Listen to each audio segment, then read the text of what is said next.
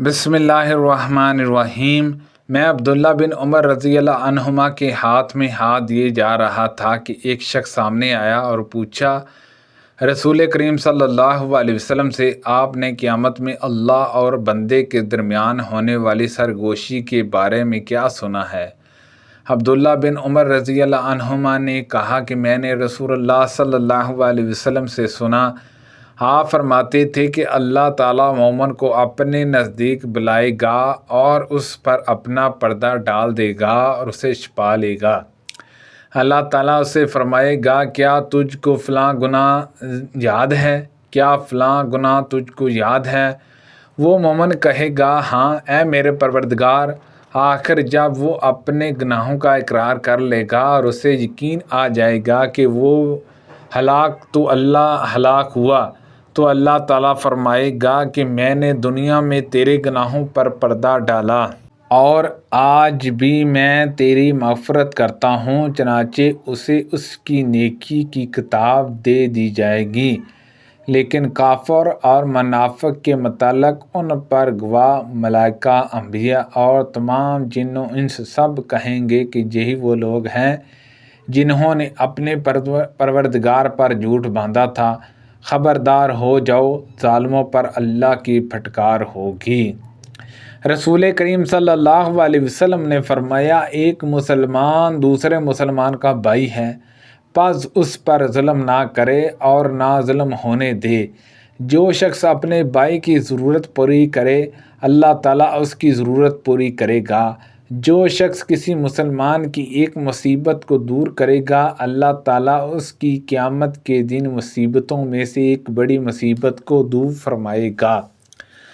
اور جو شخص کسی مسلمان کے عیب کو چھپائے، اللہ تعالیٰ قیامت میں اس کے عیب چھپائے گا۔ رسول کریم صلی اللہ علیہ وسلم نے فرمایا، اپنے بھائی کی مدد کرو، وہ ظالم جاں ہو یا مظلوم۔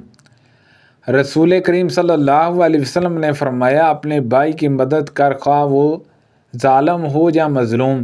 صحابہ نے عرض کیا، یا رسول اللہ صلی اللہ علیہ وسلم، ہم مظلوم کی تو مدد کر سکتے ہیں، لیکن ظالم کی مدد کس طرح کریں؟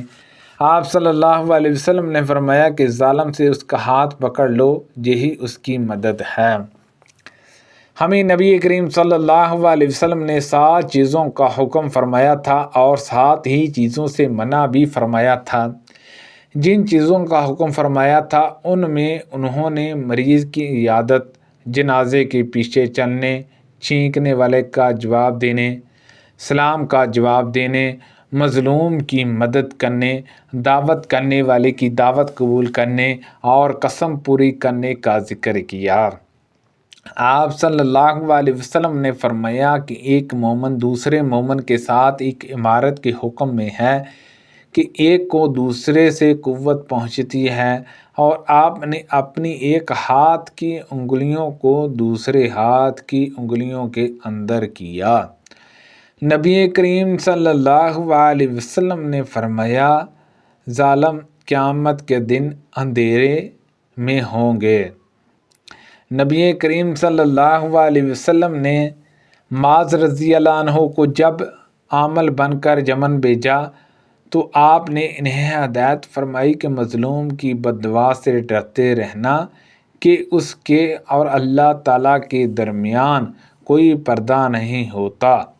رسول کریم صلی اللہ علیہ وسلم نے فرمایا، اگر کسی شخص کا ظلم کسی دوسرے کی عزت پر ہو یا کسی طریقے سے ظلم کیا ہو تو اسے آج ہی اسی دن کے آنے سے پہلے معاف کرا لے، جس دن نہ دینار ہوں گے نہ درہم، بلکہ اگر اس کا کوئی نیک عمل ہوگا تو اس کے ظلم کے بدلے میں وہی لے لیا جائے گا، اور اگر کوئی نیک عمل اس کے پاس نہیں ہوگا تو اس کے ساتھی مظلوم کی برائیاں اس پر ڈال دی جائیں گی۔ ابو عبداللہ حضرت امام بخاری رحمۃ اللہ علیہ نے کہا کہ اسماعیل بن ابی اویس نے کہا، سید مقبری کا نام مقبری اس لیے ہوا کہ قبرستان کے قریب انہوں نے قیام کیا تھا۔ ابو عبداللہ امام بخاری رحمۃ اللہ علیہ نے کہا کہ سعید مقبری ہی بن لیث کے غلام ہیں۔ پورا نام سعید بن ابی سعید ہے اور ان کے والد ابو سعید کا نام کسان ہے۔ قرآن مجید کی آیت اگر کوئی عورت اپنے شوہر کی طرف سے نفرت یا اس کے منہ پھیرنے کا خوف رکھتی ہو کے بارے میں فرمایا کہ کسی شخص کی بیوی ہے لیکن شوہر اس کے پاس زیادہ آتا جاتا نہیں بلکہ اسے جدا کرنا چاہتا ہے، اس پر اس کی بیوی کہتی ہے کہ میں اپنا حق تم سے معاف کرتی ہوں، اسی بارے میں یہ آیت نازل ہوئی۔ سبحان اللہ عز و جل۔ اللہ پاک سے دعا ہے کہ اللہ پاک ان حدیثوں پر عمل کرنے کی توفیق عطا فرمائے۔ اللہ پاک ہم سب کو صحت و تندرستی عطا فرمائے۔ اللہ پاک ہم سب کو رمضان المبارک کے خوب روزے رکھنے کی توفیق عطا فرمائے۔ آمین بجاہ النبی الامین صلی اللہ علیہ وسلم۔